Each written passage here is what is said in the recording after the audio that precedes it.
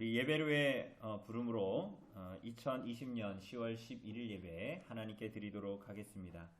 우리가 하나님의 이름을 부르고 하나님께 도움을 구하며 하나님을 예배할 수 있는 것은 그리스도로 말미암은 은혜 언약 가운데에 우리들을 불러주셨기 때문입니다. 이 시간 시편 124편 8절 말씀 선포할 때 아멘으로 화답하시면서 자리에서 일어나심으로 하나님께 드리는 예배를 시작하도록 하겠습니다. 우리의 도움은 천지를 지으신 여호와의 이름에 있도다. 아멘. 기원입니다. 하나님의 백성들이 하나님의 이름을 부르고 언약에 잇대어 하나님께 도움을 요청하면 하나님께서 들으시고 예배 가운데 허락하신 복을 주시겠다라는 선언입니다. 계시록 1장 4절 5절 말씀 선포하도록 하겠습니다. 이제도 계시고 전에도 계셨고 장차 오실 이와 그의 보좌 앞에 있는 7 영과 또 충성된 증인으로 죽은 자들 가운데서 먼저 나시고 땅의 임금들의 머리가 되신 예수 그리스도로 말미암아 은혜와 평강이 너희에게 있기를 원하노라. 아멘.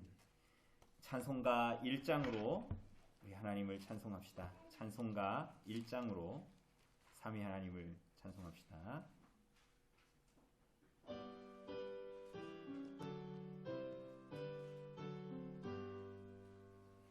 만복의 근원 하나님 온 백성 찬송 드리고 저천사여 찬송하세 찬송 성불 성자 성령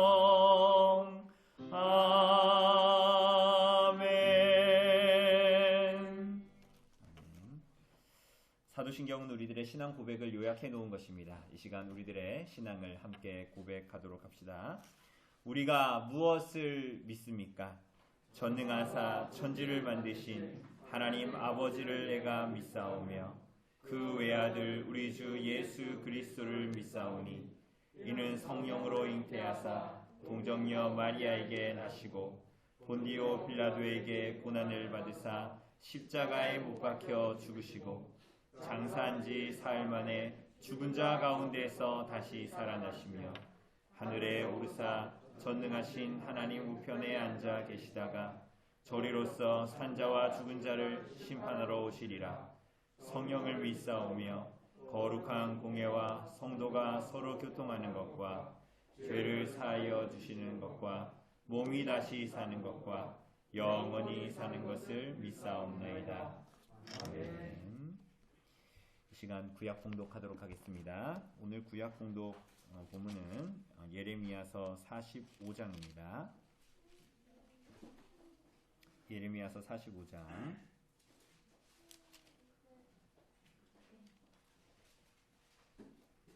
제가 가진 성경으로 구약 성경 1124쪽에 있는 예레미야서 45장입니다. 제가 봉독해 드리도록 하겠습니다. 유다의 요시야 왕의 아들 여호야김 넷째 해에 네리야의 아들 바룩이 예레미야가 불러주는 대로 이 모든 말을 책에 기록하니라. 그때의 선지자 예레미야가 그에게 말하여 이르되 바로가 이스라엘의 하나님 여호와께서 내게 이같이 말씀하셨느니라. 내가 일찍이 말하기를 화로다. 여호와께서 나의 고통에 슬픔을 더하셨으니 나는 나의 탄식으로 피곤하여 평안을 찾지 못하도다.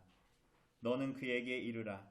여호와께서 이와 같이 말씀하시기를 보라 나는 내가 세운 것을 헐기도 하며 내가 심은 것을 뽑기도 하나니 온 땅에 그리 하겠거늘 내가 너를 위하여 큰 일을 찾느냐 그것을 찾지 말라. 보라 내가 모든 육체에 재난을 내리리라. 그러나 내가 가는 모든 곳에서는 내가 너에게 내 생명을 노량물 주듯 하리라. 여호와의 말씀이니라. 아멘. 자리에 앉아주시고요. 찬송가 20장으로 우리 하나님을 찬송합시다.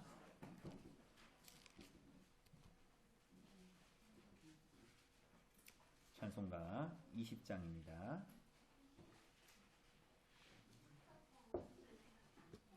찬송가 20장으로 우리 하나님을 찬송합시다.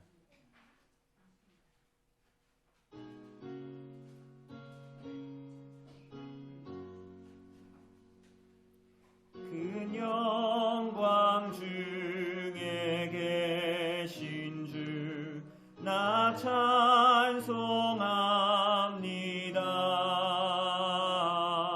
영원히 계신 주 이름 나 찬송합니다.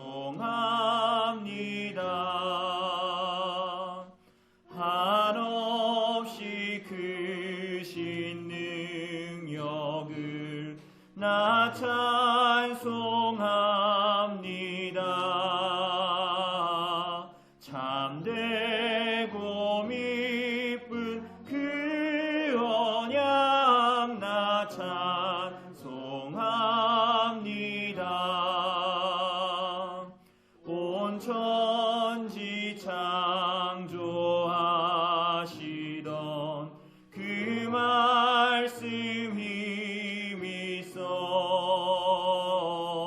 영원히 변치 않는 줄 다 믿사옵니다. 그 온유하신 주 음성 날 불러주시고 그 품에 품어 주시니 나 찬송합니다.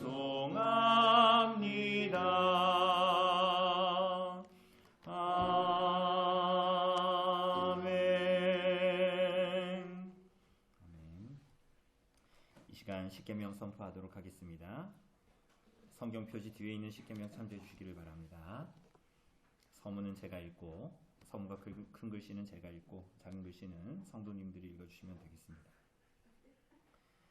하나님이 이 모든 말씀으로 말씀하여 이르시되 나는 너를 애굽 땅 종되었던 집에서 인도하여 낸 내 하나님 여호와니라. 제 일은 너는 나 외에는 다른 신들을 내게 두지 말라. 제 이는 너를 위하여 새긴 우상을 만들지 말고 또 위로 하늘에 있는 것이나 아래로 땅에 있는 것이나 땅 아래 물속에 있는 것에 어떤 형상도 만들지 말며 그것들에게 절하지 말며 그것들을 섬기지 말라.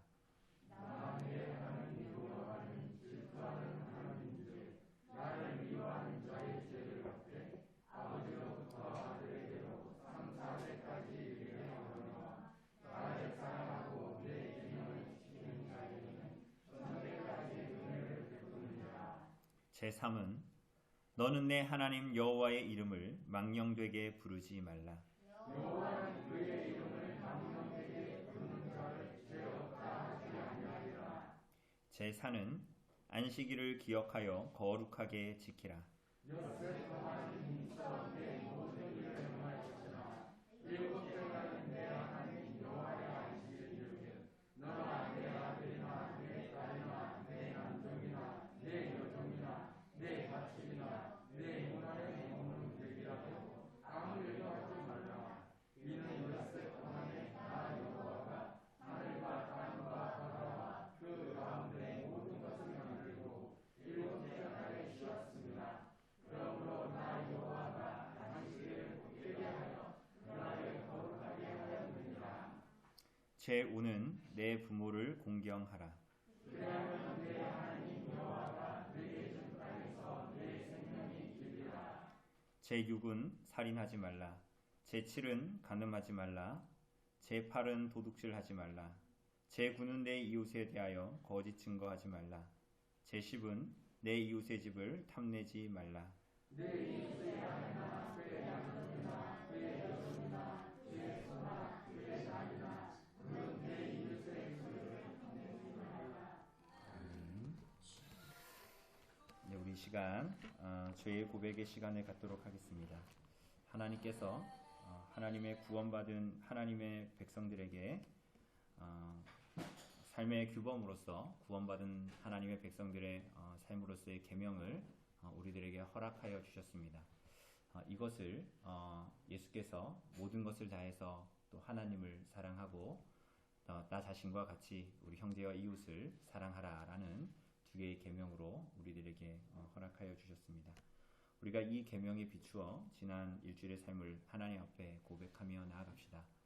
우리들의 존재의 부패를 하나님 앞에 고백하면서 그리스도의 십자가의 공로를 의지하고 하나님의 긍휼을 기다리는 마음으로 이 시간에 주의 고백의 시간에 갖도록 하겠습니다.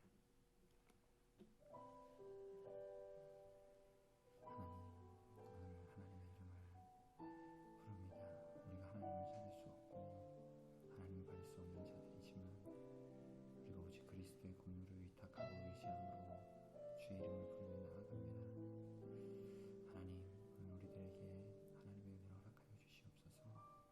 무엇보다도 하나님 앞에 그리스도의 십자가에 죽으신 그 그리스도의 공로가 우리들의 눈에 밝히고 있게 하시며 그러므로 말미암아 우리들이 하나님 앞에 어떠한 자들인지를 분명히 알고 우리들의 죄를 하나님 앞에 거스르며 우리들이 주님을 하나님 앞에 고백하며 나갈 수 있도록 인도하여 주옵소서.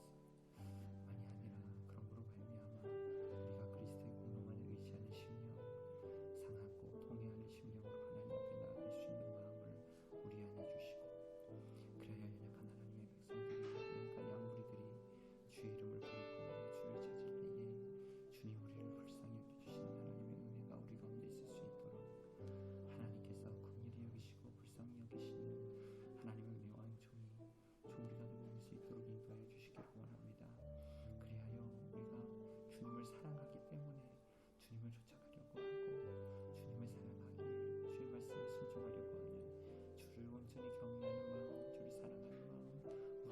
마음 우리에게 좀 부어주시어 우리가 하나님의 백성으로서의 생명과 영생의 활기들을 잘 누리면서 그렇게 경건한 삶을 하나님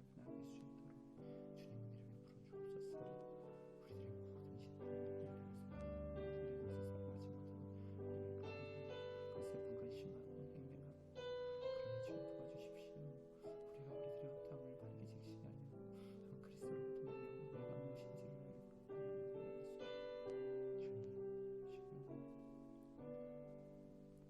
우리가 우리들의 어떠함을 바르게 직시하여 그리스도로부터 우리가 무엇인지를 만일 누가 죄를 범하여도 아버지 앞에서 우리에게 대언자가 있으니 곧 의로우신 예수 그리스도시라. 그는 우리 죄를 위한 화목 제물이니 우리만 위할 뿐 아니요 온 세상의 죄를 위하심이라. 아멘. 우리 감사의 찬송을 하나님께 드립시다. 시편 87장에 있는 시편 116편 1절에서 5절입니다. 시편 116편 1절에서 5절. 시편 116편 1절에서 5절. 우리가 가진 시편 찬송가로 87장에 있습니다. 여기 같이 찬송하도록 합시다.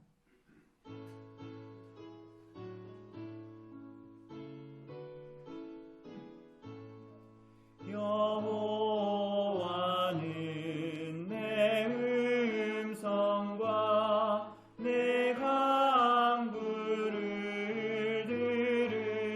들으시니 내 평생에 여호와를 항상 사랑하리로다.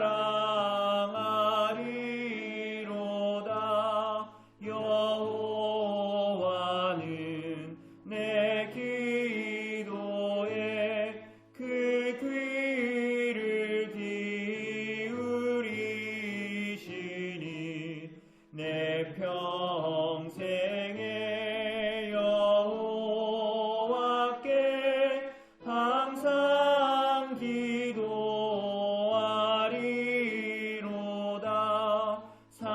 사망의 줄 나를 둘러 음부의 고통 미칠 때 환난과 슬픔 만날 때 나 주의 이름 부르리.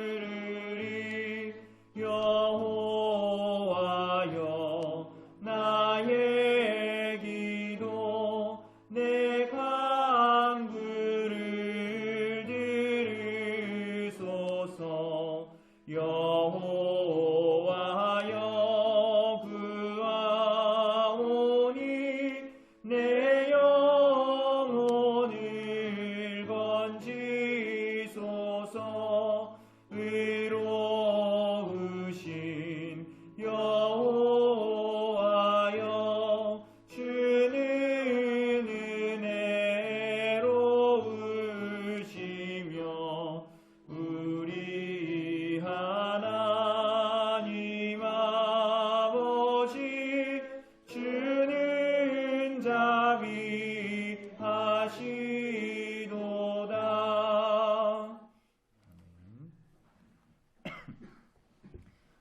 기도 하나님께 드리도록 하겠습니다.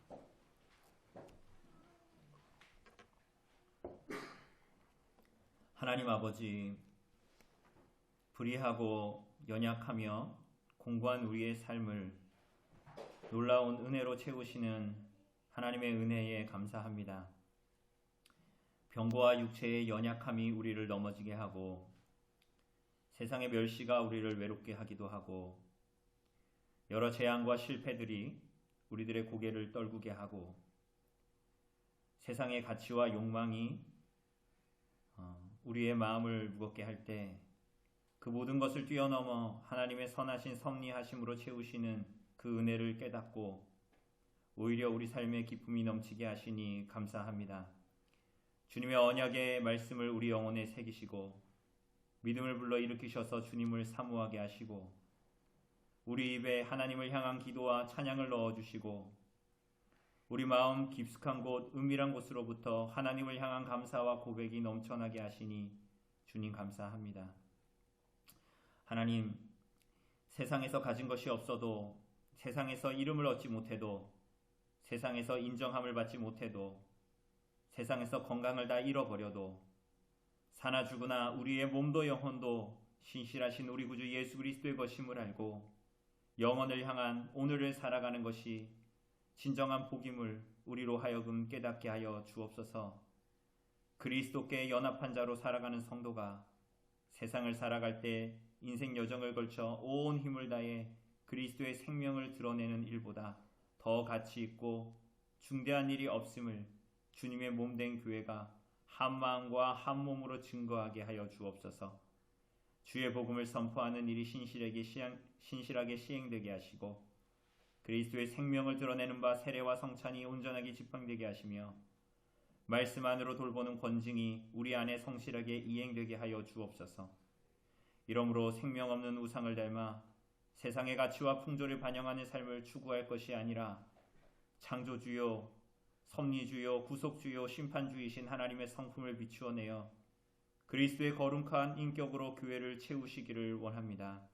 하나님 아버지, 특별히 간구하기는 주님께서 주님의 몸된 교회 위에 주님의 자녀들을 허락하신 의미를 온 성도가 깊이 숙고하게 하여 주옵소서.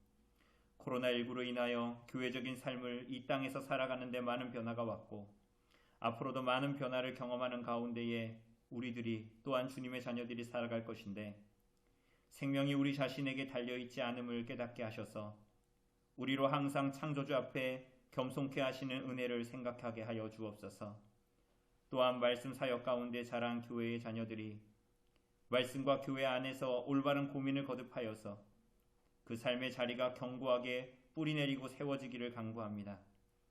그리하여 마땅할 때에 그들이 주님과 교회 앞에 자신들의 신앙을 온전히 고백하여 그리스도의 생명을 드러내는 일과 하나님 나라의 의를 드러내는 일에 자신을 온전히 드리는 것을 참된 기쁨으로 알게 되기를 원합니다. 그리스도께 속하게 하신 백성들을 주의 거룩한 가정에 그리고 교회에 허락하심이 그리스도께서 자기 백성에게 종말에 약속하신 그리스도의 생명을 공급하시는 은혜와 그리스도께서 우리를 위하여 준비하신 천상의 보화와 영원한 기업의 확실함을 신실하게 인치시고 보증하시는 것임을 알고 이 땅을 살아가는 연약한 교회와 성도들의 심령을 굳세게 세우시며 고난 중에 위로하시며 생명 없는 세상에 참된 생명을 창조하시고 공급하시는 그리스도의 은덕을 의지하게 하시는 귀한 은혜인 줄을 알고 우리들이 한 마음으로 주를 고백하게 하여 주옵소서. 주님, 우리의 예배가 온전히 연락되기를 원하며 성령께서 연약한 우리를 예배하는 자의 위치로 이끌어 주옵소서. 상하고 통회하는 심령으로 오직 그리스도의 은혜를 구하는 자리로 우리들의 이 예배의 시간을 이끌어 주옵소서. 여러 사정으로 한자리에 참석치 못한 성도들 위에도 함께 하셔서 그 형편을 돌보아 주시며 함께 드리는 이 시간의 예배를 사모하는 중에 동일한 은혜를 그들에게도 허락하여 주옵소서. 우리를 주에서 구원하신 예수 그리스도의 이름으로 기도드렸습니다. 우리 같이 말씀 봅시다. 오늘 하나님 주시는 말씀은 오늘 하나님 주시는 말씀은 시편 51편입니다. 시편 51편.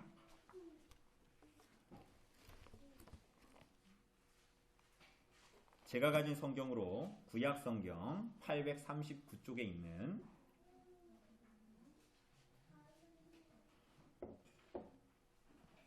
시편 51편입니다. 제가 봉독해 드리도록 하겠습니다. 하나님이여, 주의 인자를 따라 내게 은혜를 베푸시며 주의 많은 긍휼을 따라 내 죄악을 지워주소서. 나의 죄악을 말갛게 씻으시며 나의 죄를 깨끗이 제하소서. 물은 나는 내 죄가를 아오니 내 죄가 항상 내 앞에 있나이다. 내가 주께만 범죄하여 주의 목전에 악을 행하였사오니 주께서 말씀하실 때에 의로우시다 하고 주께서 심판하실 때에 순전하시다 하리이다. 내가 죄악 중에서 출생하였으며 어머니가 죄 중에서 나를 잉태하였나이다. 보소서, 주께서는 중심이 진실함을 원하시오니 내게 지혜를 은밀히 가르치시리이다. 우슬초로 나를 정결하게 하소서. 내가 정하리이다. 나의 죄를 씻어주소서. 내가 눈보다 희리이다. 내게 즐겁고 기쁜 소리를 들려주시사 주께서 꺾으신 뼈들도 즐거워하게 하소서. 주의 얼굴을 내 죄에서 돌이키시고 내 모든 죄악을 지워주소서. 하나님이여, 내 속에 정한 마음을 창조하시고 내 안에 정직한 영을 새롭게 하소서. 나를 주 앞에서 쫓아내지 마시며 주의 성령을 내게서 거두지 마소서. 주의 구원의 즐거움을 내게 회복시켜 주시고 자원하는 심령을 주사 나를 붙드소서. 그리하면 내가 범죄자에게 주의 도를 가르치리니 죄인들이 주께 돌아오리이다. 하나님이여, 나의 구원의 하나님이여, 피 흘린 죄에서 나를 건지소서. 내 혀가 주의 의를 높이 노래하리이다. 주여, 내 입술을 열어주소서. 내 입이 주를 찬송하여 전파하리이다. 주께서는 제사를 기뻐하지 아니하시나니 그렇지 아니하면 내가 드렸을 것이라. 주는 번제를 기뻐하지 아니하시나이다. 하나님께서 구하시는 제사는 상한 심령이라. 하나님이여, 상하고 통회하는 마음을 주께서 멸시하지 아니하시리이다. 주의 은택으로 시온의 선을 행하시고 예루살렘 성을 쌓으소서. 그때에 주께서 의로운 제사와 번제와 온전한 번제를 기뻐하시리니 그때에 그들이 수소를 주의 제단에 드리리이다. 아멘. 오늘 사랑하는 여러분, 우리는 스가랴서를 마치고 이제 새로운 본문 강해로 들어가기 전에 우리가 축의 신방, 요즘에 우리 지난주 그리고 이제 이번 주에도 계속적으로 이어질 건데, 축의 신방 때 나누는 말씀과 연하여서 구원받은 하나님의 백성들이 어떻게 죄를 생각해야 하고 죄를 이기는 삶을 어떻게 살아야 하고 또 살아가야 하는가 하는 내용들을 오늘 좀 나누어 보려고 합니다. 우리가 이 땅에 살아가면서 성도로 살아가면서 때로는 충격적이라고 할 만한 소식들을 들을 때가 있습니다.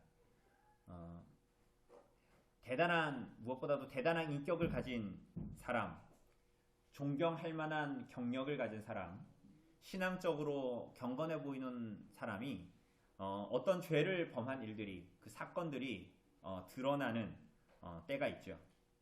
그래서 사람들이 그런 뉴스를 접하면 적잖이 놀라게 되고, 그리고 그것은 경건하고 어떤 대단한 인격의 소유자 같이 보이고 신앙인으로 보였던 한 사람의 그런 죄악에 드러남은 그 한 개인의 문제로 끝나지 않고 성도와 교회에 덕을 끼치지 못함으로 말미암아서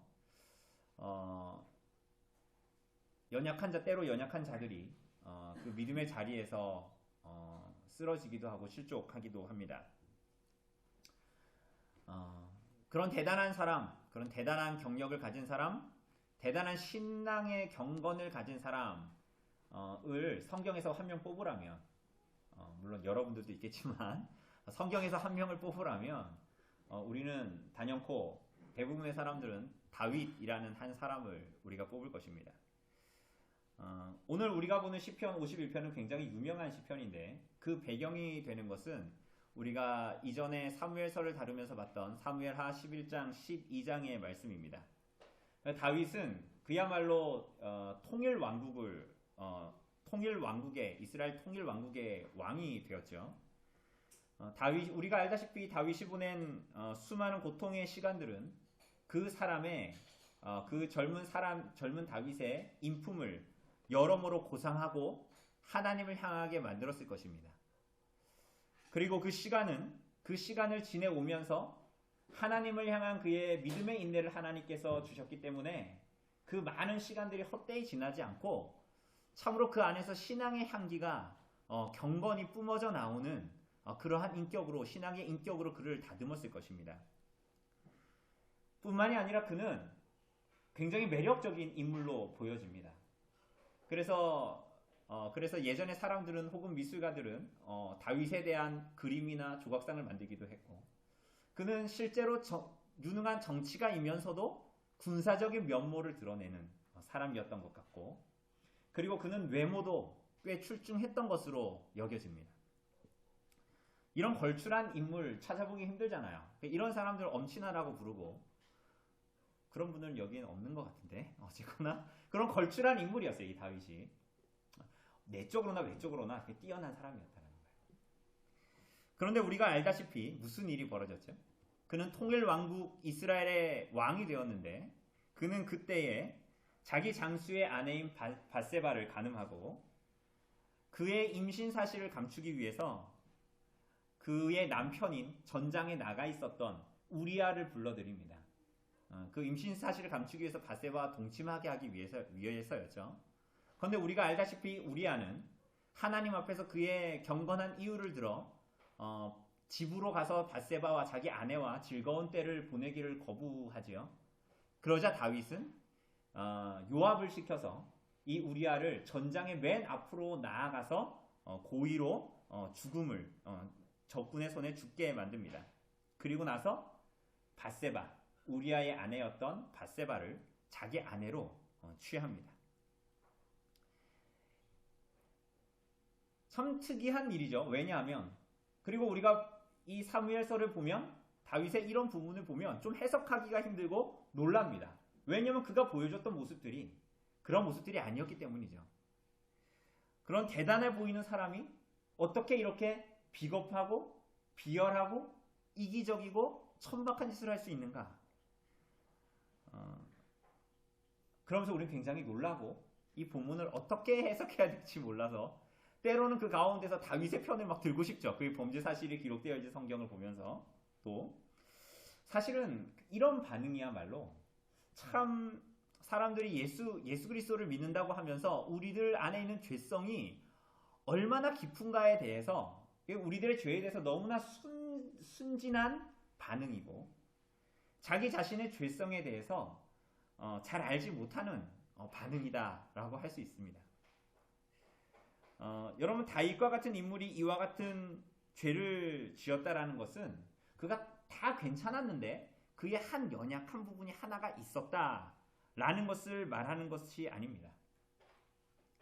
우리는 가끔 그 어떤 사건이나 이 죄를 지은 사람을 다루는 뉴스나 어떤 다큐멘터리 같은 것을 보면 때로 가끔 보면 그 범죄자가 그가 어렸을 때 얼마나 불우한 어린 시절을 유아 시절을 보냈는가 하는 것들을 상황들을 말하면서 마치 그의 그런 불우했던 결핍됐던 어린 시절이 그가 나중에 커서 그가 그런 죄를 짓게 했다라는 식으로 말하는 뉴스나 다큐멘터리를 혹시 여러분들을 접한 적이 있으실 겁니다.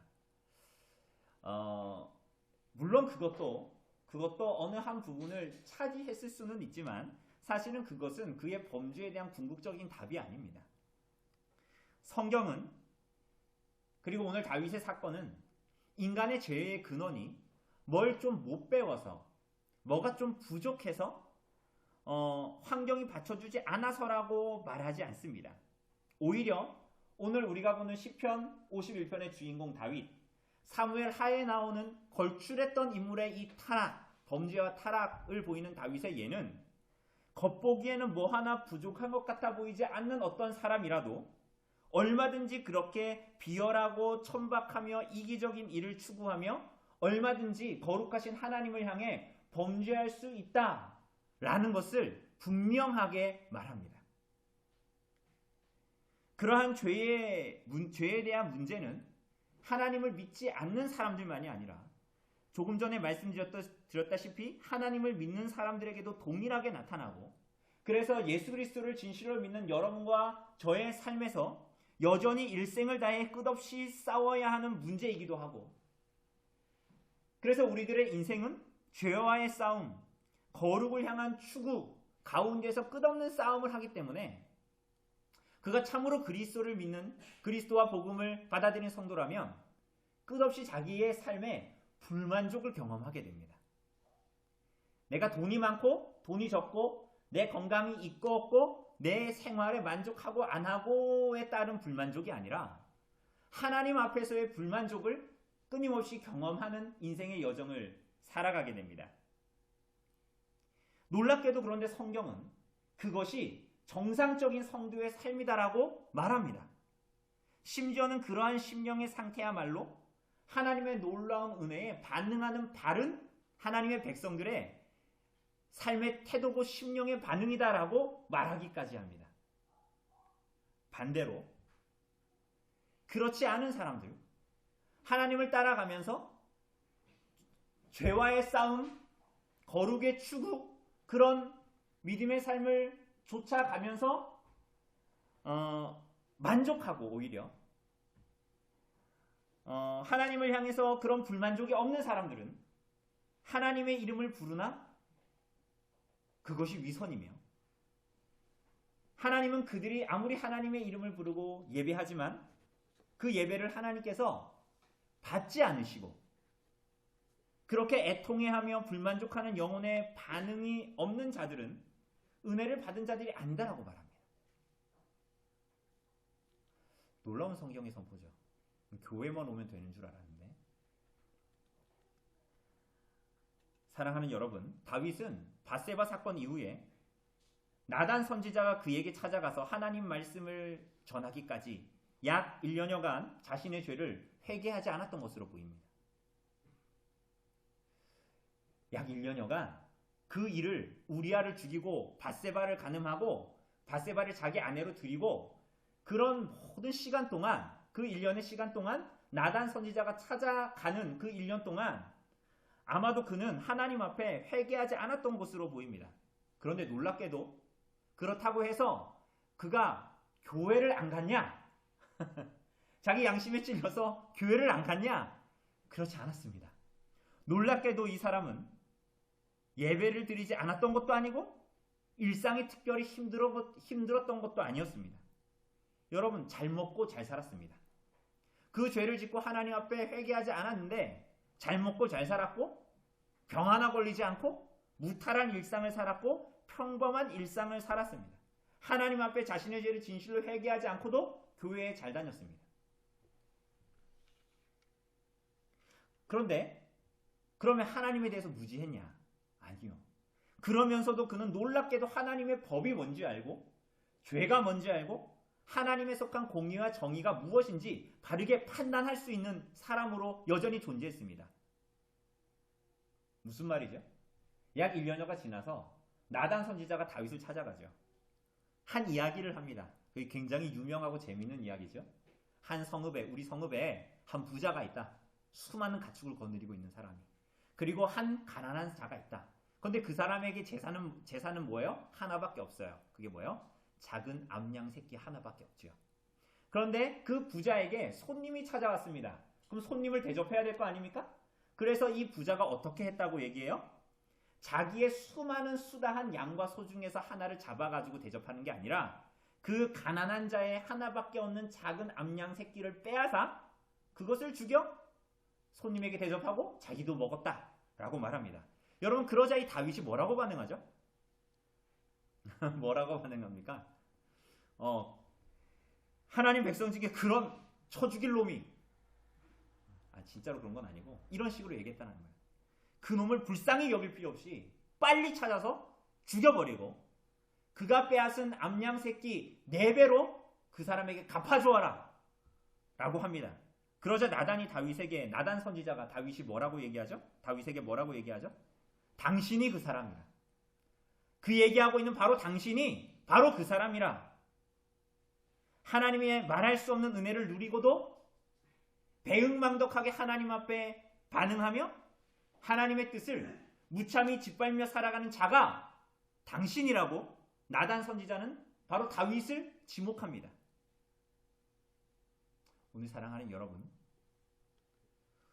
그리고 오늘 이 이야기를 어쩌면 마음 편하게 듣고 아무런 마음의 거리낌이 없이 마음의 부담 없이 듣고 있는, 그리고 사무엘 하에 나오는 옛날의 이야기처럼 성경 동화에 나오는 이야기처럼 이 이야기를 듣고 있는 분들이 있다면 하나님 앞에 그렇게 은혜를 알지 못하고 배은망덕하게 구는 자가 다윗이 아니라 바로 여기에 있는 우리들이라고 성경은 지목합니다. 성경은 왜 이렇게 불편하게 여러분과 저를 죄인이라고 지목할까요? 그리고 그게 정말 사실일까요? 우리는 오늘 하나님을 찾아왔고 이렇게 날씨 좋은데 밖에 놀러 안 가고 오늘 하나님을 찾아 예배하고 하나님께 나아왔는데 왜 성경은 그렇게 하나님을 찾아온 자들에게 여러분과 제가 죄인이고 그게 정말 사실이고 그렇게 왜 우리들을 불편하게 성경은 만들까요? 본문을 보면 다윗은 놀랍게도 자신의 죄를 고백하면서 자신이 죄를 지었기 때문에 죄인이라고 말하지 않습니다. 5절을 보면 내가 죄악 중에서 출생하였고 어머니가 죄 중에서 나를 잉태하였습니다 라고 얘기합니다. 그러니까 이 말은 그의 어머니를 스스로 다윗이 모욕하는 것이 아니라 자신의 인간의 존재의 시작부터 죄악의 상태를 벗어난 적이 없다라고 고백하는 것입니다. 그러니 다르게 말하자면 내가 죄를 지어서 내가 그전엔 안 그랬는데 우리아와 밧세바의 사건을 지어서 지금 죄인이 된 것이 아니라 오히려 나는 죄인이기에 죄를 지은 것이다 라고 말하는 거예요. 여러분, 이 말은 자신이 죄를 지은 것을 뻔뻔스럽고 어쩔 수 없었다라는 식으로 변명하고 있는 것이 아닙니다. 오히려 죄를 지었다는 것보다 훨씬 더 깊이 자기 존재의 죄인됨을 하나님 앞에 인식하고 있는 것이고, 그래서 그는 한없는 하나님의 긍휼만을 기다리는 것입니다. 그야말로 자신의 죄를 목도하고 자신의 존재 자체를 하나님 앞에 거부하고 있는 것이에요. 사랑하는 여러분, 세상은 어떻죠? 세상은 다 자기를 자랑하죠. 직업군으로 자랑하고, 연봉으로 자랑하고, 집 크기로 자랑하고, 자동차로 자랑하고, 자신이 특별히 가지고 있는 능력으로 자랑하고, 그 모든 것들을 줄을 세워서 등수 매기는 것을 좋아하죠. 그리고 그 상위에 선 사람들은 무엇보다도 자신의 존재감에 흠집이 가는 것, 자신의 자존심을 건드리는 어떤 일을 못 참아하지요.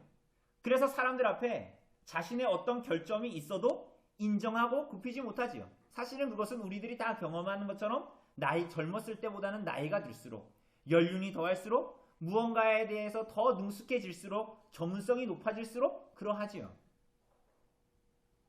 그런데 다윗은, 이 통일 이스라엘 왕국의 왕인 다윗은 무엇이라고 합니까? 내가 다 완벽한데, 내가 어떤 작은 실수, 내가 정말 거의 100% 완전한데 양점 0.0001%의 약점 하나가 드러났을 뿐이라고 다윗은 말하지 않습니다. 자신이 갑작스럽게 탈선한 것이 아니라 어떤 실수와 약점으로 인해서 자신은 하나님 앞에 말할 수 없는 죄인이기 때문에 자신이 어머니의 모태로부터 죄인으로 존재해 지금도 어느 것 하나 하나님의 은혜가 없이는 서 있을 수 없는, 말할 수 없는 죄인이라고 스스로 고백하는 것입니다. 여러분, 이것은 문학적인 표현이 아닙니다. 4절을 보면 무엇이라고 말합니까? 내가 주께만 범죄하여 주의 목전에 악을 행하였사오니 주께서 말씀하실 때에 의로우시다 하고 주께서 심판하실 때에 순전하시다 하리이다. 여러분, 이 말을 쉽게 풀어보면 이런 말입니다.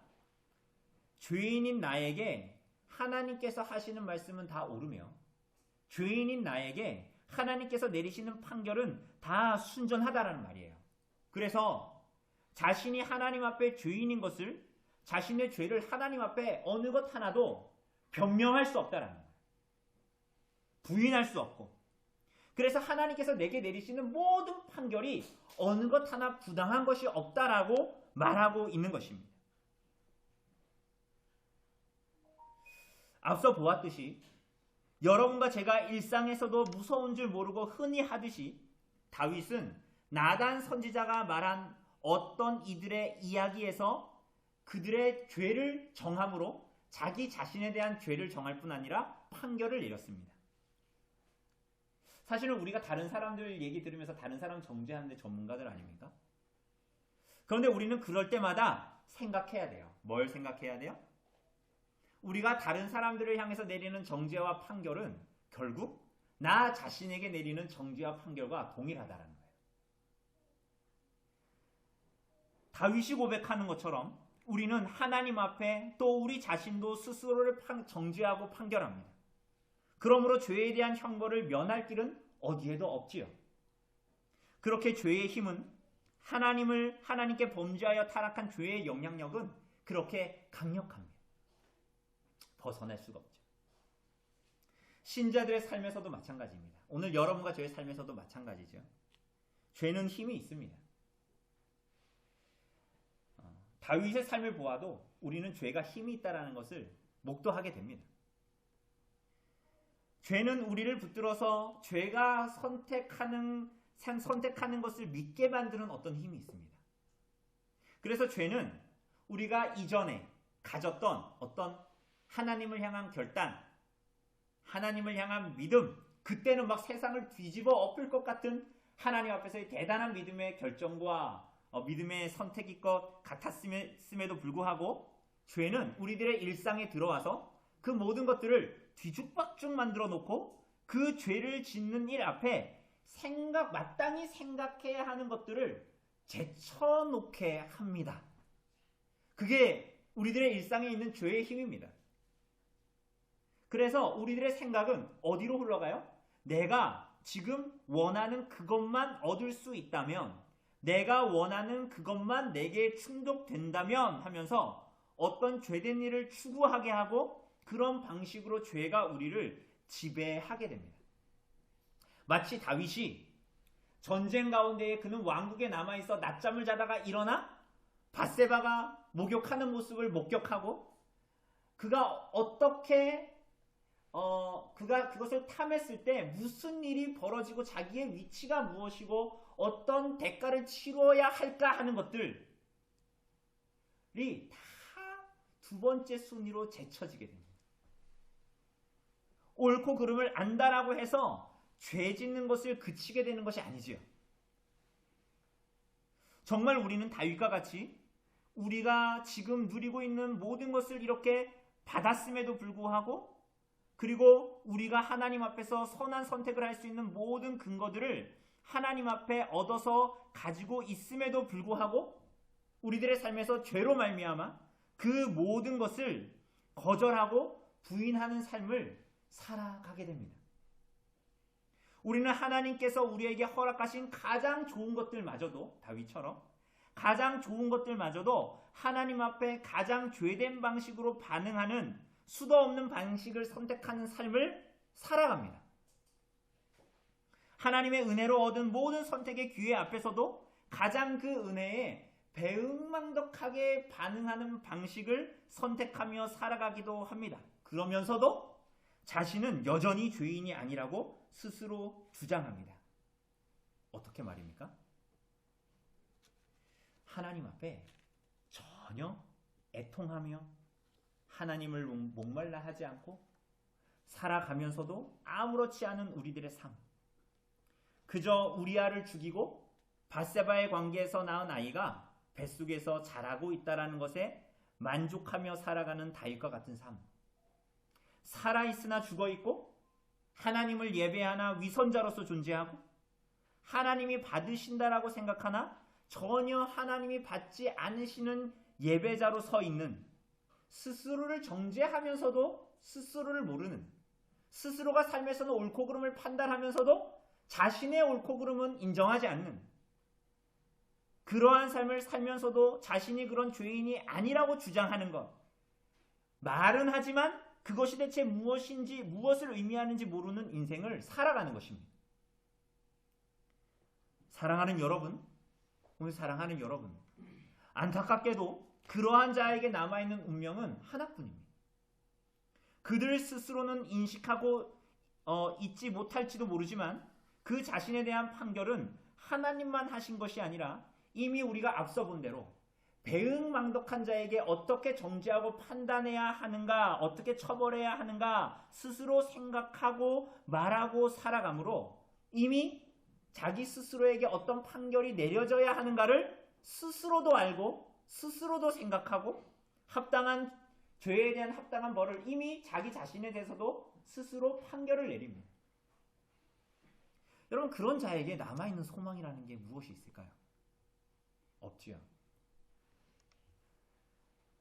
그래서 어리석은 자는 자신의 어리석음을 깨닫지 못하고 어리석게 살다가 어리석게 죽어서 자신의 영원한 처소에서도 회개하기는커녕 하나님을 향해 이를 갈고 분노하는 시간을 보내게 됩니다.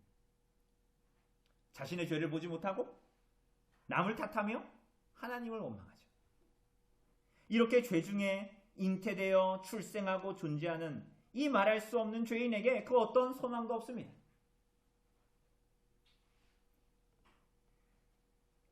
사랑하는 여러분, 오늘 저와 여러분도 마찬가지입니다. 심지어 여러분이 예수를 믿고 내가 이전에는 좀 안 괜찮았는데 이제는 예수를 믿고 굉장히 괜찮은 사람인 것처럼 생각된다면 여러분은 복음을 잘못 이해하고 있을 뿐 아니라 복음 안에서 그리스도를 만난 자는 절대로 자신을 그렇게 선하고 의로운 자로 볼 수 없다라는 것이 성경의 선포이지 않습니까? 그래서 다윗은 뭘 하죠? 다윗은 기도합니다. 자신에게 정말 절망한 자는 기도합니다. 자신의 죄에 대해서 정말 절망한 자는 자신이 아니라 하나님을 구하게 됩니다. 자기를 부인하는 자는 정말 하나님 아버지를 의뢰하고 그분께 모든 소망을 두고 기도드리게 됩니다. 무엇이라고 기도합니까? 여러분 1절을 보세요. 하나님이여 주의 인자를 따라 내게 은혜를 베푸시며. 주의 인자를 따라 자신은 죄인이고 그 대가로 죽음을 지불해야 한다라는 사실은 변함이 없습니다. 그 어떤 권리도 감히 주장할 수 없는 자들이죠. 그래서 다윗은 무엇이라고 말하는 거예요? 주의 인자를 따라서. 주의 신실하심을 붙들어. 주께서 우리와 같은 자와 언약하신 것을 기억해달라고 합니다. 여러분, 그것뿐입니다. 그 이상 어떤 것도 구할 길도 무엇을 구할 방법도 없습니다. 다만 하나님의 도우심을, 그분의 인자하심을 따라 구할 뿐입니다. 그분의 인자를 따라 은혜를 베풀어 달라고 하죠. 은혜를 베풀어 달라는 게 뭡니까? 여러분과 저는 전혀 받을 자격이 없는, 조건도 되지 않는, 누릴 수도 없는, 그것을 줄 가치도 없는 자임에도 불구하고 주어지는 그 은총, 그것을 은혜라고 말하지 않습니까? 그래서 다윗은 인자를 따라 나에게 은혜를 베풀어 달라고 말합니다. 여러분, 어떤 사람들은, 그리스도를 믿는 사람들은, 어떤 사람들은 그 은혜가, 그리스도로 말미암는 은혜가 당연하니 하나님 앞에 당당하게 구해야 한다라고 말합니다. 물론 그 말은 그리스도께서 우리를 위해 죽으신 그분의 공로가 너무너무 크다라는 것을, 얼마나 가치 있냐 하는 것을 설명하고자 하는 것이겠죠. 그러나 그렇다고 그 하나님의 그리스도로 말미암는 은혜 앞에 여러분과 죄가 아무렇게나 그것을 받아야 한다라고 말하지 않습니다. 그 은혜가 우리와 같은 죄인들에게 주어질 때 하나님께서 우리 안에 만드시는 상태, 마음의 상태가 있다라는 거예요. 그것이 뭐예요? 1절이 말하는 대로 그분의 그 많은 긍휼만을 의지하는, 염치 없이 자비만을 구하는 거지 손과 같은 것입니다. 그래서 그분에게 긍휼을 구하는 그 손은 한편으로는 감사하고 기쁘지만 한편으로는 너무나 두렵습니다. 왜 그렇죠? 주의 인자와 긍휼을 따라서 하나님께 나아가지만 구하는 제목은, 그 거지의 손을 내밀어 그분에게 구하는 기도의 제목은 거룩하신 하나님을 향한 자신의 한없는 죄악에 대한 것이기 때문이에요. 거지 손을 들어 하나님께 그분의 긍휼을 구하면서 나아가는데 한편으로 두려운 이유는 그 제목이 거룩하신 하나님을 향한 자기 자신의 한없는 죄악, 하나님만이 아니라 자기 자신도 판결 지어버린 정죄, 죽음에 대한 것이기 때문이에요.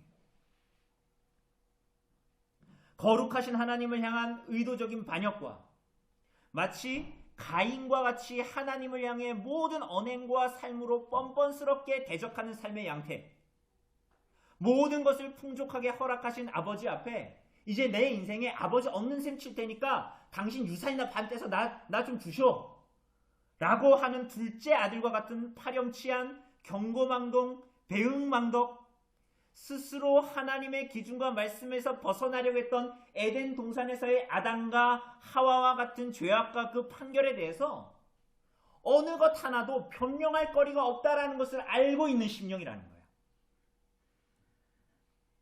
사랑하는 여러분, 그럼에도 그러한 죄인들인 우리가 하나님께 구할 수 있고 구해야만 하는 것이 무엇입니까? 그 우리 죄악을 지워달라는 거예요. 2절이 말하는 대로 맑게 씻으시며 깨끗이 재해달라는 거예요. 마치 옷을 방망이로 두드려서 옷에 든 때를 다 빼는 것처럼 나의 죄를 맑게 씻으시고, 속죄제 제물의 죽음으로 죄에서 벗어나는 것처럼 죄책에서 자유롭게 해 주실 것을 간구드리는 것입니다. 그게 어떻게 가능합니까? 그러면서 3절에서 그는 이렇게 얘기합니다. 물은 나는 내 죄가를 아오니 내 죄가 항상 내 앞에 있나이다. 자신의 죄가 그럼에도 불구하고 자신의 죄가 자기 앞에 있음을 부인할 수 없습니다. 이 절망과 혼돈 속에서 우리는 어떤 소망과 기대를 가질 수 있을까요? 속죄제사 드리면 될까요? 그러면 죄가 없어질까요? 다윗은 자신이 죄 가운데 돌이키지 않았을 때에도 언제나 하나님의 앞에 나아가서 예배하고 찬양했던 것, 자신의 죄됨을 인식하지 않고도 그럴듯하게 사람들 앞에 나와서 하나님께 제사를 드리고 성전으로 나아가 그럴듯하게 예배했던 것을 기억하고 있었을 것입니다. 그래서 그는 제사에 의존하지 않습니다.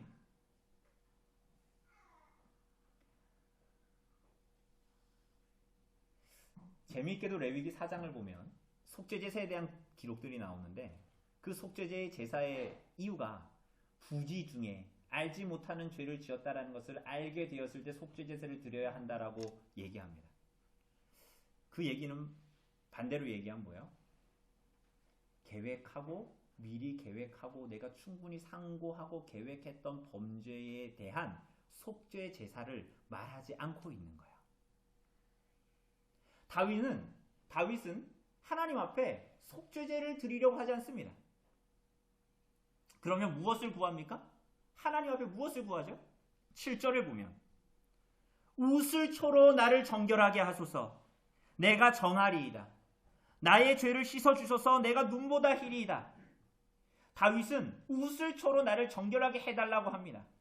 여러분, 이 웃을초는 우리가 알다시피 구약에서 부정함을 없애는 의식에서 사용한 약초입니다. 문둥병에 걸렸다가 나았을 때, 그리고 시체를 만져서 부정해졌을 때 그 정함을 확인할 때 이 웃을초를 사용했죠. 그러나 그보다 이 웃을초는 언제 사용되었습니까? 애굽에서 나올 때 출애굽 당시의 마지막 재앙, 장자의 죽음, 그 죽음을 피하고자 하는 자들이 양의 피를 그 웃을초에 묻혀 그 자기 집 임방에 뿌릴 때에 사용되었습니다. 결국 다윗이 웃을초로 나의 죄를 없애달라라는 다윗의 기도는 웃을초의 피뿌림, 유월절 어린 양의 피뿌림, 곧 예수 그리스도의 대속의 죽으심으로부터만 흘러나오는 공로만을 바라보며 그분의 공로만을 구하는 기도로 하나님께 나아가고 있는 것입니다. 이어지는 8절을 봐도 다윗은 다른 어떤 것을 구하지도 않습니다. 8절을 보면 이렇게 말하죠. 내게 즐겁고 기쁜 소리를 들려주시사 주께서 꺾으신 뼈들도 즐거워하게 하소서. 다윗은 다른 것을 구하지 않아요. 즐겁고 기쁜 소리를 내 귀에 들려달라고 말합니다. 내가 하나님 앞에 대단한 것을 드린 것이 나에게 기쁜 소리가 아니라 하나님으로부터만 오는 기쁘고 즐거운 소리를 들려달라고 합니다. 그때야 꺾어진 뼈와 같이 죄와 죄책에 눌려 괴로워하고 고통하는 자신의 영혼이 즐거워하고 기뻐할 수 있을 것이다 라고 말합니다. 사랑하는 여러분, 그렇다면 다윗이 이렇게 구하는 그의 귀에, 그의 심령에 들려지기를 바라는 즐겁고 기쁜 소식이 무엇일까요? 우슬초로 뿌려지는 유월절 어린 양의 핏뿌림과 같이 십자가에 달리신 예수 그리스도의 대속의 죽으심으로 말미암아 자신에게 들려지는 즐겁고 기쁜 소식.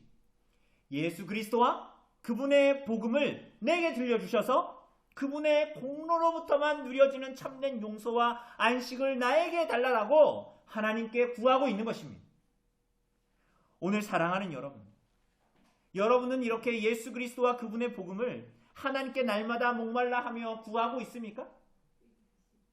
여러분은 정말 하나님 앞에 어떤 판결도 정죄도 결코 너무 무겁지 않은 죄인들임을 스스로 알고 있습니까? 하나님 앞에 여러분 자신을 볼 수 있다는 것은 은혜이지만 또한 그것은 이미 여러분 안에서 성령께서 일하시는 증거이기도 하지만 여러분은 여러분의 그 죄인됨을 바라볼 때 정말 하나님 앞에 떨며 그러면서도 그분만을 의지하며 주의 자비와 은혜를 바라보며 그리스도와 그분의 복음 앞에 날마다 나아가고 있습니까?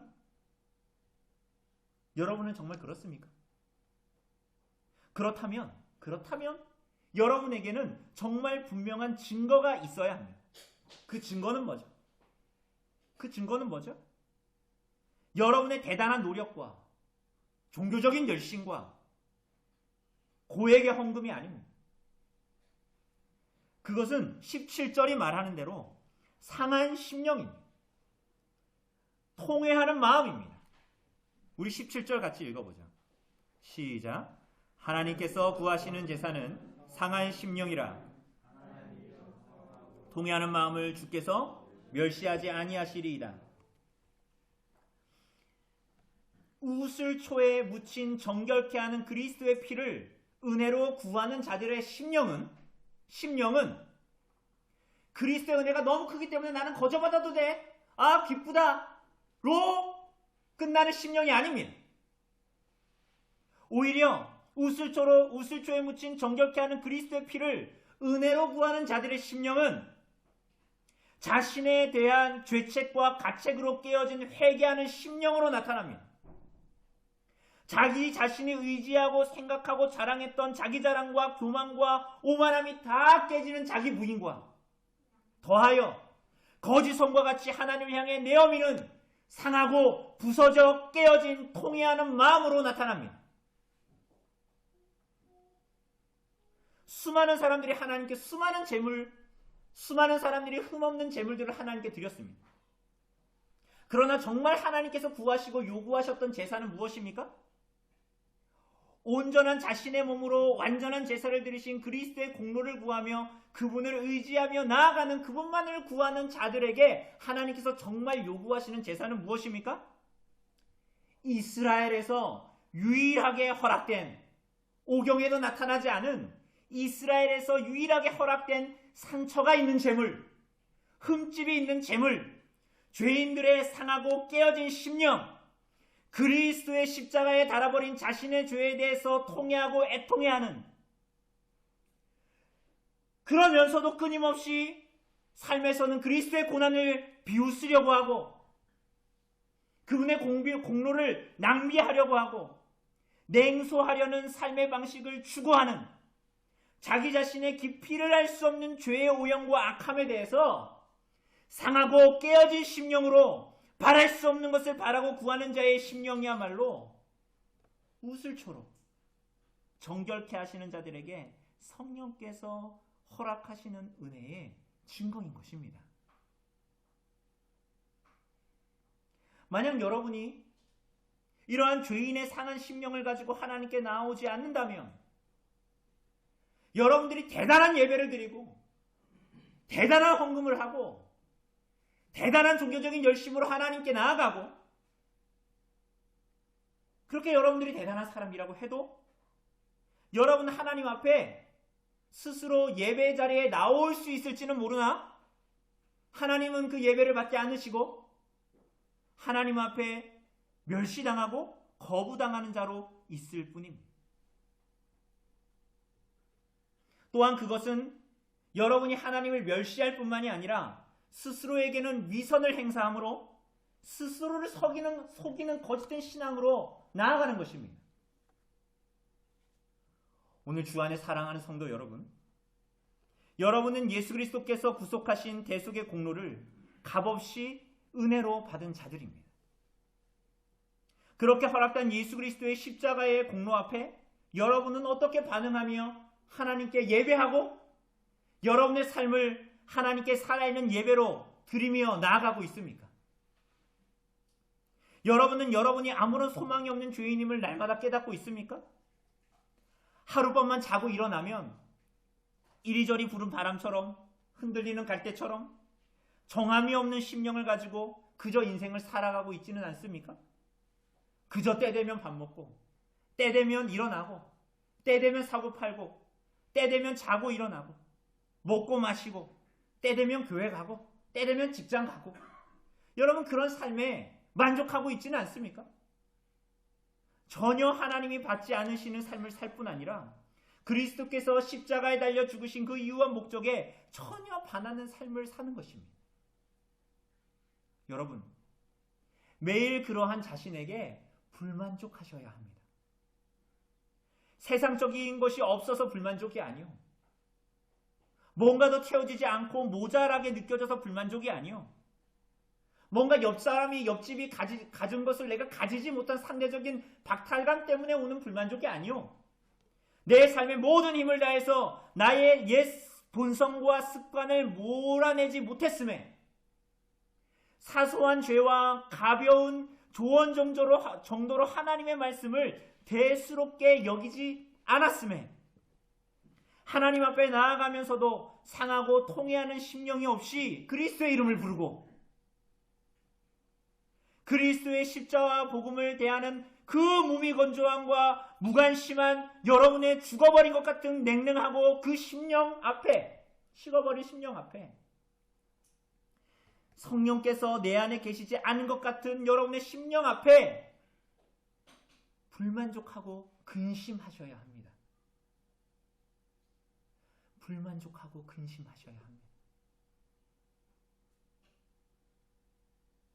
그리스도의 공로 앞에 나아가는데 삶을 사는데 상하고 통해하는 심령이 하나님 앞에 없다라는 거 근심하셔야 합니다. 그것이 없는 예배는 하나님이 받으시지 않습니다.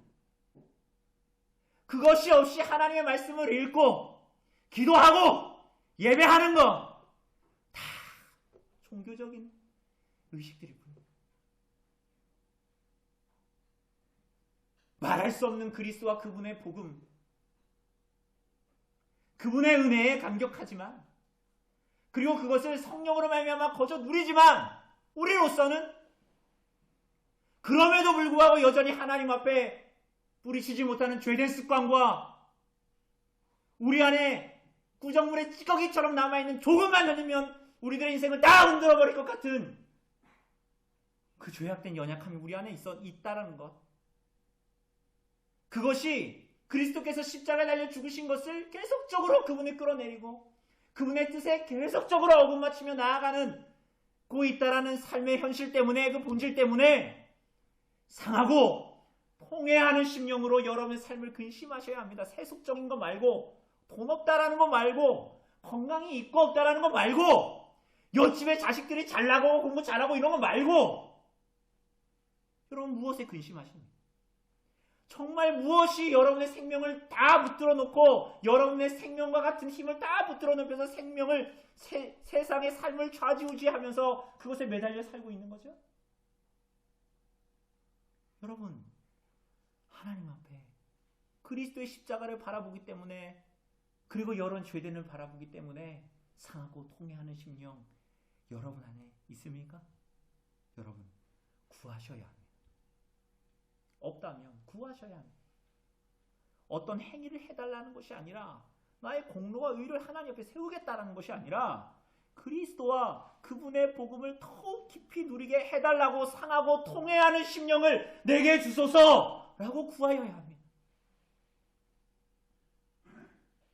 그리스도와 그의 복음으로 말미암는 기쁘고 즐거운 소식이 내 심령에 정말 전에 들려야 할 대로 들려서 나의 모든 죄악을 하나님 앞에 자복하고, 그 모든 죄를 도말하시기를 오직 주께만 구하고, 적당히 나의 죄를 덮어놓고 그냥 예배만 드리고 왔다 갔다 하는 게 아니라, 나의 모든 죄악을 목도하고 주께만 나의 사유하심을 하나님께 구하고, 그래서 나의 이 꺾어진 뼈와 같은 죄악과 죄책으로 말라버린 심령이, 이 냉랭한 심령이, 이 몸이 건조한 심령이 그리스도의 십자가로 말미암아 참된 기쁨을 회복하게 해달라고 구하셔야 합니다.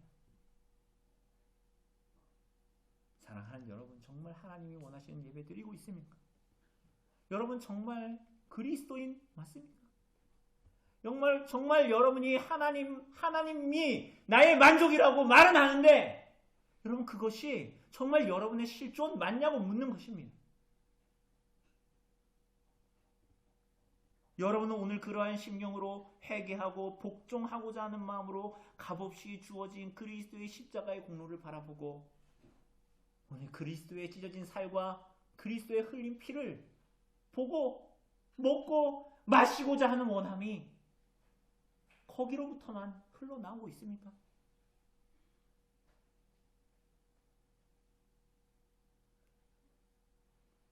사랑하는 여러분, 하나님께서 우리에게 자기 자신에 대해서 한없이 부정하고 주의 인자를 따르는 은혜만을 구하고, 그래서 일생을 애통해하는 심령으로 그리스도와 그의 복음을 누리기를 소원함으로 인생을 살아가는 성도들의 일생이 되도록, 또 우리 교회가 되도록 주님께서 우리들에게 자비를 베풀어 주시기를 바랍니다. 그래서 매일같이 값없이 흘리신 그 존귀한 그리스도의 십자가를 바라보는 그 십자가 앞에 상한 심령으로 나아가, 어느 지점이 되어서 이제는 내가 하나님 앞에 자격이 있어 나아가는 것과 같은 심령이 있다면 그것을 회개하고 자복하고, 모태로부터 태어난 죄인임을 하나님 앞에 자백하며 오직 상한 심령을 우리에게 허락하시도록 구하며 애통해하는 심령으로 그리스도와 복음을 누리는 일생을 살아가는 그런 은혜를 성령께서 여러분과 저에게 주시기를 간절히 바랍니다. 이 시간 잠시 기도합시다.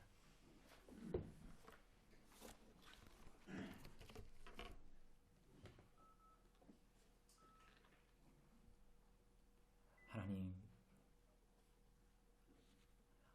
우리와 같은 자들에게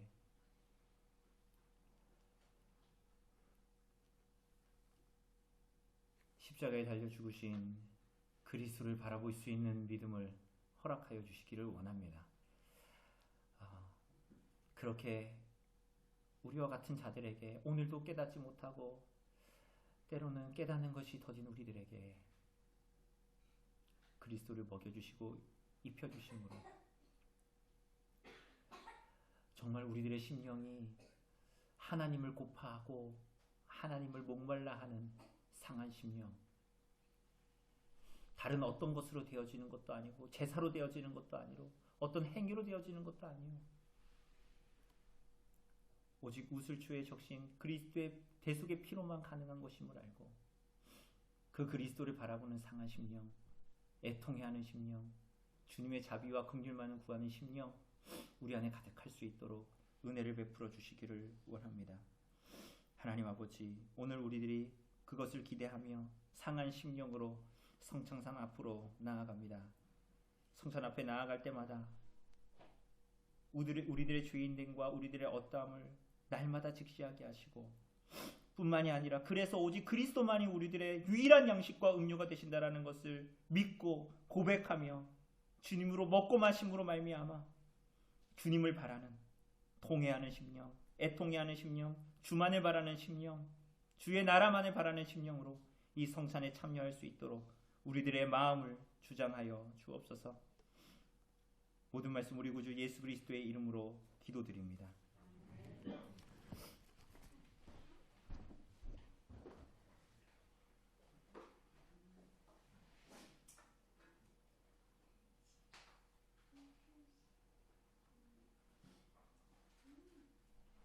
우리 성도 여러분, 권면드립니다. 우리가 이 성찬에 참여하실 때에 하늘의 떡인 그리스도로 말미암아 먹여주시고 마시게 하시겠다라는 주님의 약속을 의심치 말고 이 성찬 가운데에 참여하시기를 바랍니다.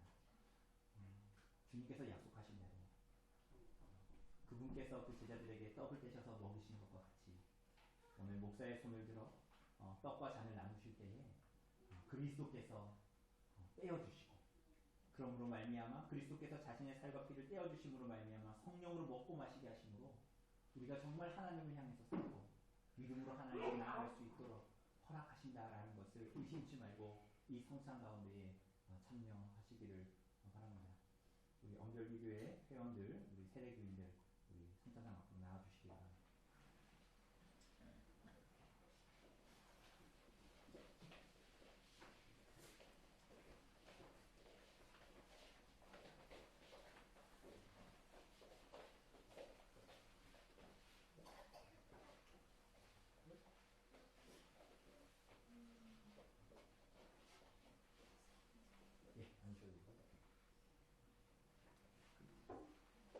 제가 말씀 읽어드리도록 하겠습니다.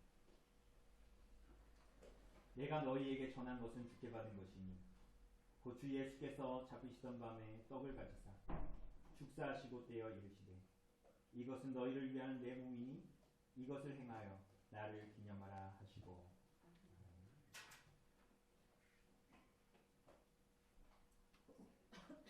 우리가 떼는 이 떡은 우리가 그리스도의 몸에 참여하는 것입니다. 그리스도께서 십자가에 달려 죽으신 것은 바로 여러분과 저의 모든 죄를 사하시기 위해서 십자가상에서 그 모든 살을 찢었음을 기억하고 믿으시고 이 떡을 받으시기를 바랍니다.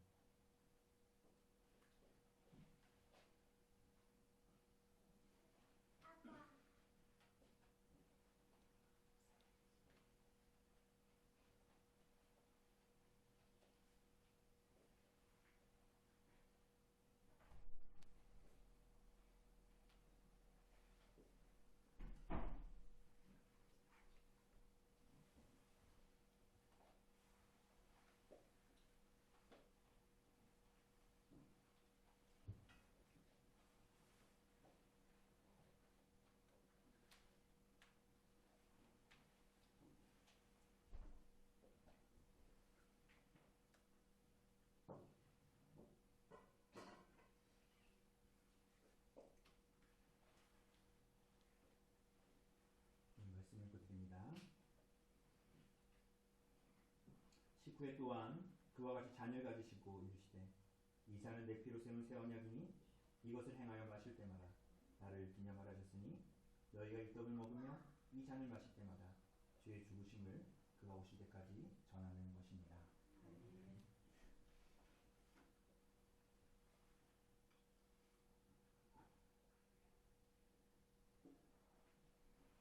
우리가 감사하는 이 잔은 우리가 그리스도의 피에 참여하는 것입니다. 그리스도께서 십자가에 달려 죽으신 그 이유가 다른 것이 아니라 우리의 모든 죄를 속하시기 위한 것이었음을 믿고 이 잔을 받으시기를 바랍니다.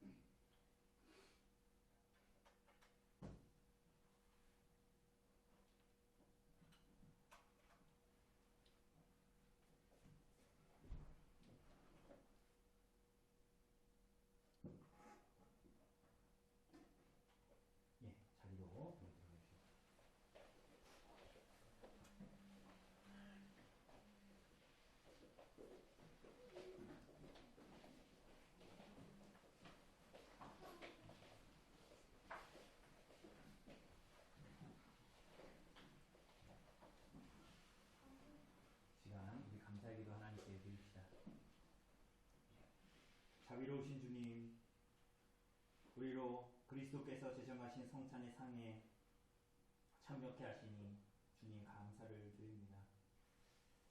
떡을 먹고 잔을 마시면서 그리스도의 죽음이 우리들의 구원을 위한 유일한 근거가 됨을 또한 선포하게 하시니 주님 감사를 드립니다. 주님, 우리들의 믿음이 굳세게 되고 감사의 열매를 우리들의 삶에 맺을 수 있도록 인도하여 주옵소서. 주님께서 우리를 구원하신 뜻대로 선한 자기 백성 삼으시기 위해서 우리를 구원하신 대로 우리로 하여금 모든 생활 가운데 주님과 이웃을 참으로 사랑할 수 있는 은혜를 허락하여 주옵소서. 또한 그리하여 우리로 하여금 구주 다시 오실 날을 간절히 기대하게 하시고 주님께서 아버지 나라에서 포도나무 열매를 우리와 함께 마시겠다고 하신 그 약속을 소망하며 우리들의 인생의 여정을 걸어갈 수 있도록 은혜를 베풀어 주옵소서. 모든 말씀 우리 주 예수 그리스도의 이름으로 기도드립니다.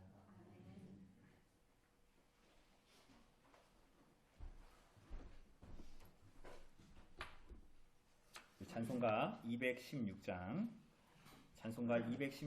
찬송하시면서 준비하신 헌금 헌상하도록 하겠습니다. 찬송가 216장입니다.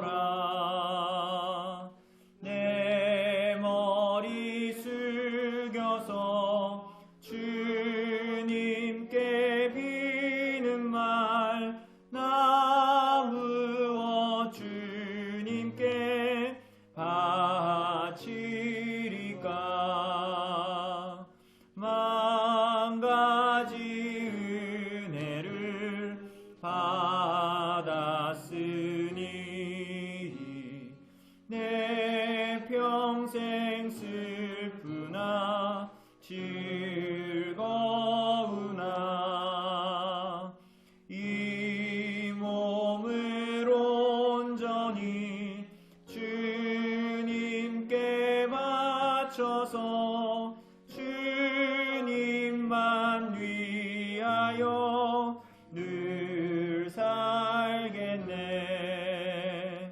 아멘. 봉헌기도 하나님께 드리도록 하겠습니다. 하나님께서 우리들의 주인 되심을, 구주이심을 고백하며 하나님께서 우리에게 허락하여 주신 것들 가운데에 구별하며 감사함으로 하나님께 드리게 하시니 주님 감사합니다. 하나님, 우리들의 모든 인생을 들어 하나님만이 우리들의 모든 만족이 되게 하시며 우리가 주를 따르고 주님을 사랑하는 것만이 우리들의 인생의 모든 영원한 가치임을 알고 오늘 이 땅에서 주님을 따르는 하나님의 나라를 살아갈 수 있도록 우리들에게 은혜를 베풀어 주옵소서. 주님께 드리는 모든 고백이 또한 우리들의 삶의 고백으로 이어질 수 있도록 도우시며 애통해하는 심령마다 하나님께서 만나주시고 애통해하는 심령으로 주를 찾는 자마다 주님께서 그를 돌보시기를 만나주시기를 간절히 소원합니다. 하나님, 우리 성도들 가운데에 영육간에 연약한 자들 주님께서 아시오니 하나님께서 그 모든 연약함들 속에서 하나님을 찾고 또한 하나님 안에서의 만족만을 추구하며 또한 그리스도와 그분의 복음 안에서 주님만을 누리기를 힘쓰며 하나님 앞에 나아갈 수 있도록 주님 은혜를 베풀어 주옵소서.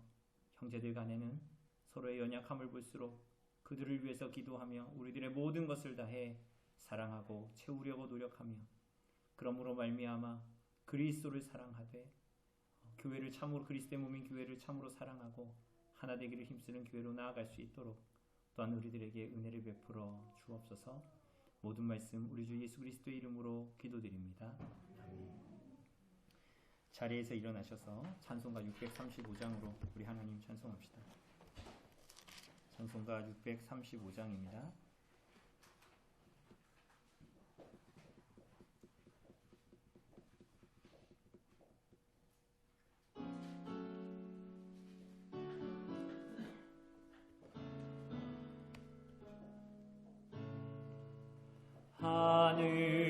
하늘에 계신 아버지 이름 거룩하사 주님 나라 임하시고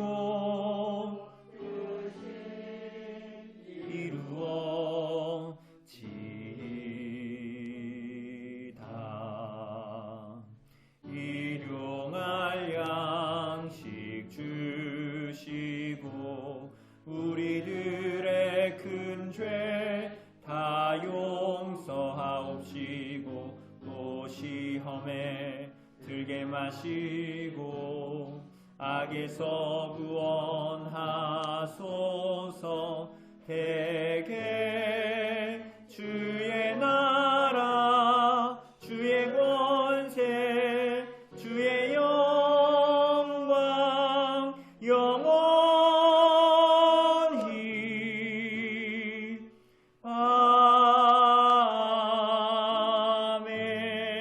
아멘. 강복선언하겠습니다. 여호와는 내게 복을 주시고 너를 지키시기를 원하며 여호와는 그의 얼굴을 내게 비추사 은혜 베푸시기를 원하며 여호와는 그 얼굴을 내게로 향하여 드사 평강 주시기를 원하노라.